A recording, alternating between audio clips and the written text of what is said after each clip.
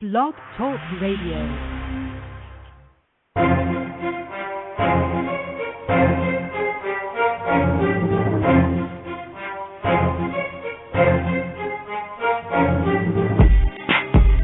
Good morning, Kingdom Warriors.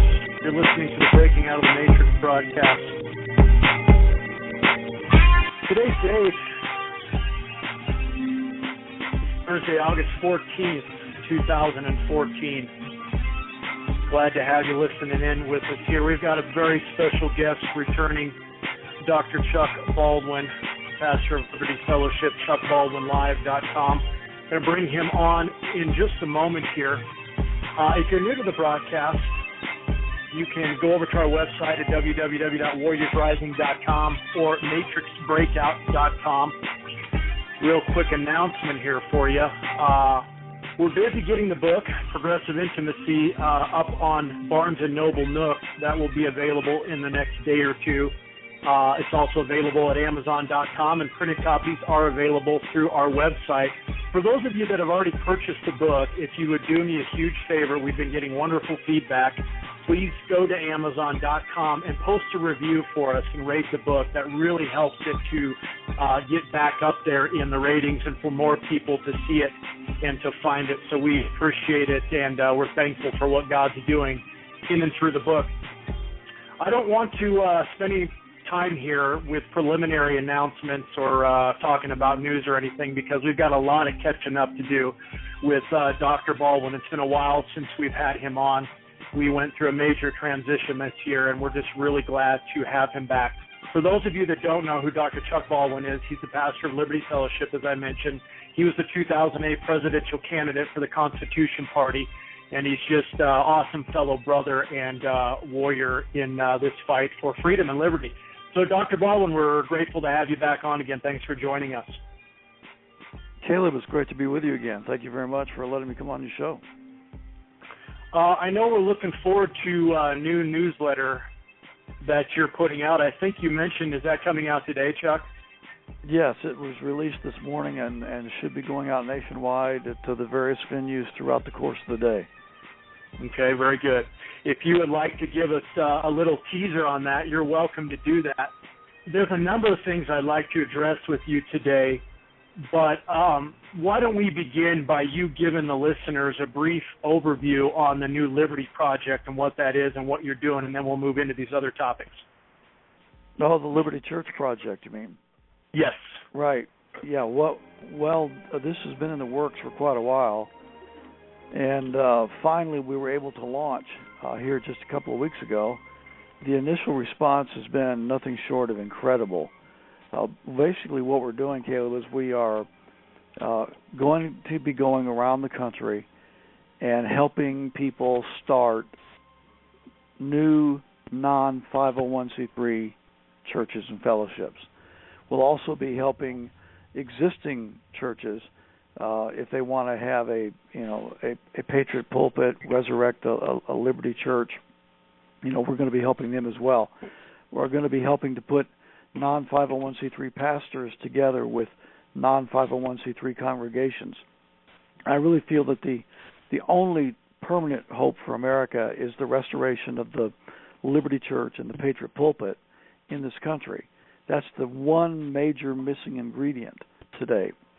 So, we've been working on this for months and months and months, and finally we were able to get the funds together and to launch the project. So now we're in the process of taking applications. Anybody that's interested, anybody who's seriously interested in wanting to start a non-501c3 Patriot church, they can go to the website libertychurchproject.com. That's libertychurchproject.com. And there's an online application they can fill out, and that starts the whole ball rolling. And then we'll get back in touch with them, and then we'll start working out details and start seeing if this is something that we can help them with. We've already got several locations around the country that we're going to be traveling to over the next few months and helping these people start these churches. So it's really exciting. That's wonderful. Is there a particular criteria that you're looking for when you review these applications, Chuck? Can you give us some insight on that? Well, I guess the main thing I'm looking for is seriousness. This is going to require a tremendous amount of energy and time and effort and labor on my part and the part of my staff, because I'm not doing this by myself. I've got a team of people that will be helping me to do this. And to me, to put this kind of energy and effort into something like this, I guess the one thing that I have to feel good about going into it is that the people are truly serious about wanting to do this, that this is not just a flippant whim or something of that nature. It's a real sacrifice for us, and we want the people on the other end to feel the seriousness of it and the commitment of it, and that's really all we need. I mean, everything else is kind of mechanical. They can go online, fill out the application, and then we'll get back in touch with them, and we'll talk about the details, talk about logistics, talk about exactly what they have. They don't have to have a lot of people, but there does need to be a handful of people at least. If you can get together 15, 20 people, and people that are serious about wanting to start something like this, we can get the ball rolling from that. Excellent. And if you're a pastor or a minister, somebody that's listening in that's saying, okay, Caleb, Chuck, I don't understand why. What's the problem with 501c3 incorporation? I want to send you back to a two-part series that Chuck and I did together called True Submission versus Idolatry, and we extensively covered the dangers of 501c3 incorporation. And there's a list of websites on there that you can go and you can do your own research and kind of understand the history of its inception from LBJ and why the dangers are there. And then you'll be able to more thoroughly understand why Chuck and his team are going around doing this and the importance and significance of it as well. So we're really excited for that. Logistically speaking, Chuck, the financial obligations, I know you've been raising support and donations. Is there going to be obligations for churches or ministries that are inviting you in to do this? Yes, there will be a small contribution that will be necessary. Where your treasure is, there is your heart also, Jesus said. And, we're not asking for a lot of money. Most of the funding has already been given, and the project is going to cover the vast majority of the cost of these meetings that we're going to be conducting. But there will be a small contribution necessary. I think that goes back to a little bit of the seriousness of it. If somebody is truly serious in wanting something like this to take place, then there's a small financial obligation required, and so we definitely want people to understand that the project is paying for the vast majority of it. But there will be a small donation contribution, whatever you want to say, required to do it. But again, the cost on their part is very minimal. Sure. I recall seeing a post, or you may have included in one of your newsletters, Chuck, about asking if there was potentially a pilot out there that would be willing to help participate in helping what I believe is an incredibly important vision and project. Are you still praying and looking for a potential pilot? Well, yeah, and not just a pilot, but what I envisioned was a retired pilot who had a turboprop dual engine plane, and that he was financially independent because this is not a position that we can pay for. If I did that, then we wouldn't have any money to launch the project with. That's a very expensive proposition. So I was envisioning, and I realize that it may not ever happen, that there may not be one person across the country that could even do this. But somebody who was financially independent, that was pretty much retired, that had the wherewithal, had the plane, had the expertise, who would be willing to devote his plane and his experience to help us fly and bypass this TSA airport Nazism that we have to go through all the time. That's the one thing about the project that I despise. I've flown over 250,000 miles in the last couple of years, and I've been to every major airport in the country just about, and a lot of small ones as well. And the whole airport screening, the TSA experience, you cannot picture a nightmarish scenario that I haven't personally experienced. I mean, I'm just telling you, you can't pick your worst one, and I've been there, done that. So I really there's such a distaste in my mind about that whole TSA stuff. But if that's what we have to do, then we'll do it. And we're I feel like, well, if we're wasting time sitting at these airports waiting for connecting flights, hours and hours sometimes. If we had a private plane that we could just go in and go out, we'd bypass all that aggravation. We'd be able to make much better use of our time. But hey, that's a lot to ask. And I had one retired Eastern Airlines pilot that I used to fly a lot of Eastern back in the day, and he said, Chuck, 15 years ago I would have been the perfect guy. He said, financially I could do it. I've got my own plane, and it's just what you need. But he said, now I'm too old. I just can't do it. And so that's the only response I've had so far.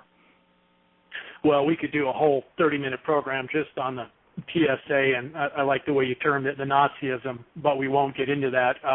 Any of us that have flown, and you can just Google articles, it's bad. The way that it's going, it's not pleasant. So it's understandable that we would like to avoid that. Listeners, if you don't know anybody, be agreeing with us in prayer for Chuck and his team.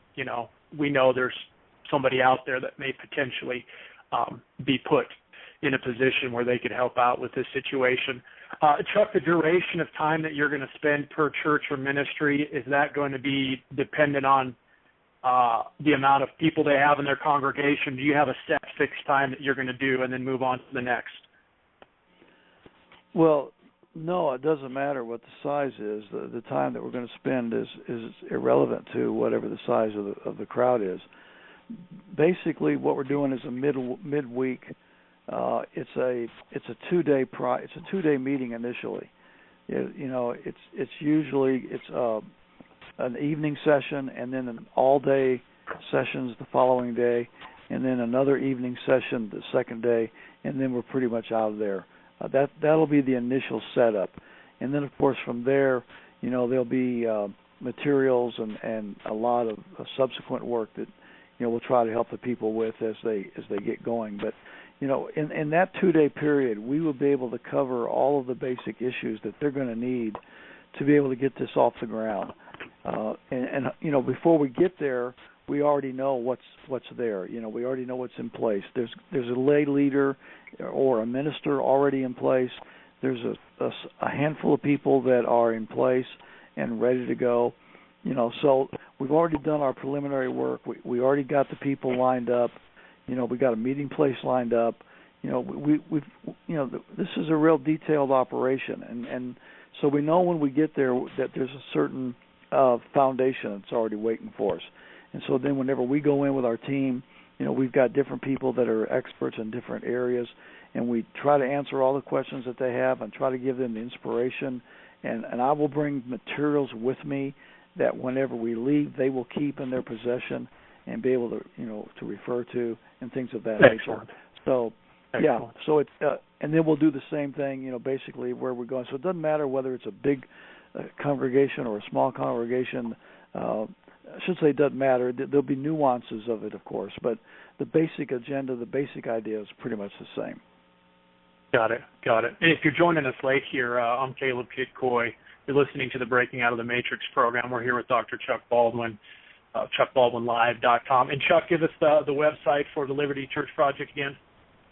Well, they can find it by going to the main website that you just gave, chuckbaldwinlive.com. There's a big banner.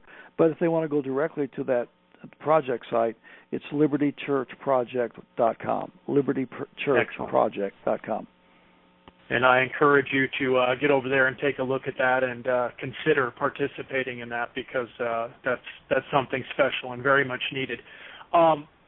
Let's talk for a few minutes, Chuck. Your recent newsletter from August 7th, Pastors Deliberately Keeping Flocks in the Dark. It was interesting, George Barna's research there, that approximately 90% of pastors in America are not addressing any of the salient issues affecting Christian people's political or societal lives. Maybe a surprise to some people, not a surprise to others. What do you have to comment on that, Chuck? Yeah, well, the research by George Barna, it was, to me, extremely revealing. And as you talked about there, just that one statistic, most of the results that I read, I was not really surprised by. But that one part that 90% of the pastors, and this is a two-year professional research project, so this wasn't overnight or flippant. 90% of the pastors in the research said they knew that the Bible speaks to these political, whatever they are, issues today, but that they deliberately choose not to address them from the pulpit because mainly they're controversial and they might take away from the, quote, success of the church. That was a staggering revelation, to think that they would actually know that the Bible speaks to it, but yet they refused to deal with it. Now, that was an amazing admission to me.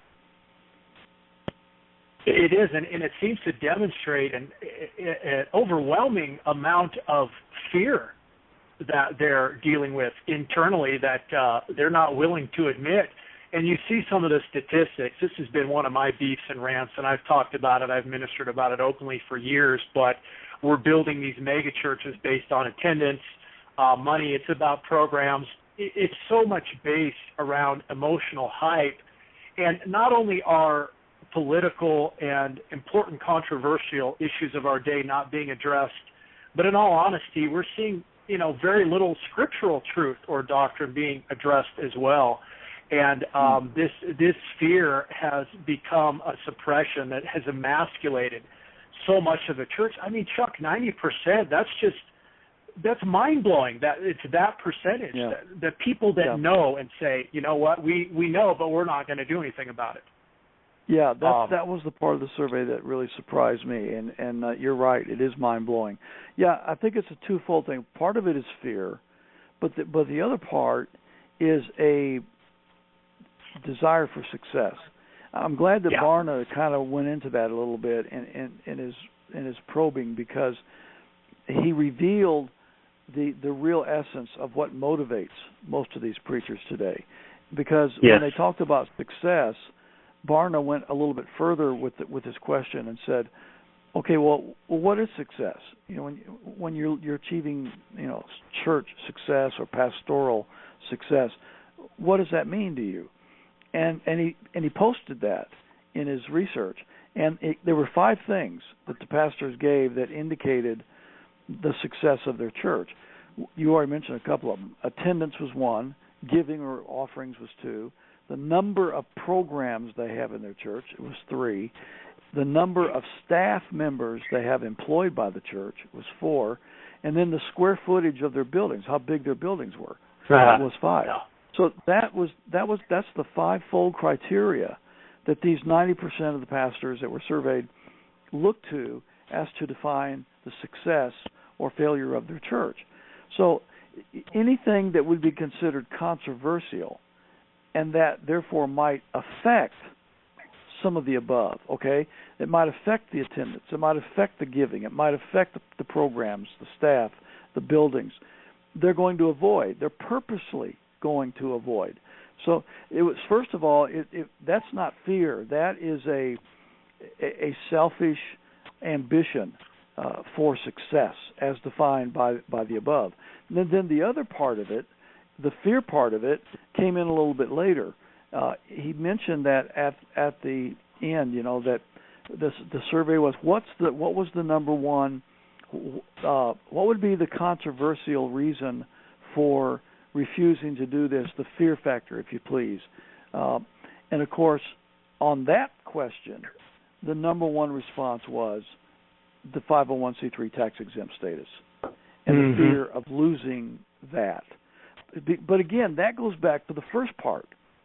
Because what the thinking is, okay, if we say something controversial, political, and we jeopardize our 501c3 tax-exempt status, what that means that contributors won't be able to claim their donations to the church on their income tax forms. And so therefore they will not give to us, they'll give to some other nonprofit organization for that purpose. Which means what? It affects their offerings. It affects their attendance. Right. It affects their buildings. Right. It affects their staff, you see. So even the fear part of it goes back to this ambition part of it to be successful. So I really think when you look at the real motivation, the fear part is there. The fear feeds the ambition that they have to be successful. Regardless of how you dissect all that, what we have to realize is we have 90% of our pulpits in America today that are deliberately not willing to address the Bible truth to their congregations. That's the bottom line. It is, and as you mentioned in your letter, you referenced it as being deliberate disobedience, and I can agree with that wholeheartedly, as well as willingness of Christians to tolerate it. Mm-hmm. It's this unholy tolerance that they say, and I love it. Why are believers not asking questions? Why are they saying, why are we not discussing these issues? Why is it so taboo? Why do we have to keep it in the dark? To me, and I guess it could go the same for believers who are sitting in pews going through the motions, is that they don't want to feel uncomfortable. They want to feel comfortable. They want to get their ears tickled, and they want to go home and feel good without having to come to terms with reality and that, hey, we've got crises on our hands all over the place. We have a border problem that is just completely out of control, and we have this Ebola situation that's hitting global proportions. I mean, how can we sit here and have our hands tied behind our back and do nothing, Chuck, while all this is happening? Of course, the whole separation of church and state concept that, dominated the discussion for several decades, starting back in probably the 60s. But I think even more than that, from the standpoint of the Christian mindset, is the Romans 13 misinterpretation. Yes. I think when you start getting into these things, you have to go back to that. For years and years and years, the churches had taught, Romans 13 teaches that Christians must submit to the government no matter what. That's the only way to be a good Christian. It's the only way to be obedient to Scripture is that you submit to government, submit to government, submit to government. No conditions, no criteria, no stipulations, just submit to government.